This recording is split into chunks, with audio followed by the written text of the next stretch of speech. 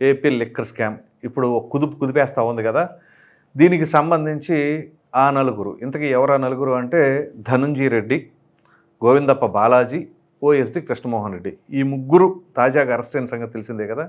వీరు కాకుండా ఈ లిక్కర్ స్కామ్కు సంబంధించిన దాంట్లో ప్రధాన కారకులు లేకపోతే కింగ్ పిన్గా పేర్కొన్నటువంటి కేసిరెడ్డి, రాజశేఖర్ రెడ్డి.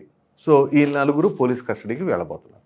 సో ఇంతకీ ఏం జరిగింది ఏంటి అని కనుక మనం మాట్లాడుకోవాల్సి వస్తే, పోలీసు విచారణ జరిపిన క్రమంలో మరి ఈ కేసిరెడ్డి చెప్పింది కావచ్చు, సత్యప్రసాద్ చెప్పింది కావచ్చు, వాసుదేవరెడ్డి ఏది బెవరేజెస్ కార్పొరేషన్ లిమిటెడ్ ఎండీగా చేసినటువంటి వ్యక్తి, వీళ్ళందరూ ఏదైతే ఆ పోలీసు విచారణలో చెప్పిన సమాచారం ఏంటి అంటే, వీళ్ళ వ్యవహారం లేకపోతే వీళ్ళ ప్రమేయం ఏ మేరకు ఉంది, ఆ ముడుపులకు సంబంధించిన దాంట్లో కావచ్చు, ఎవరి నెట్వర్క్ ఏంటి, ఎక్కడ ఏ విధంగా చేశారు అనే అంశాలను వీళ్ళు అక్కడ విచారణలో చెప్పారన్నమాట. సో ఈ క్రమంలో ఇప్పుడు ఈ నలుగురిని పోలీస్ కస్టడీకి పిలుస్తున్నారు. సో ఇక్కడ ఏం జరగబోతుంది, ఇది చాలా కీలకమైన అంశం అండి. ఎందుకంటే ఆషామాషి వ్యవహారం కూడా కాదు.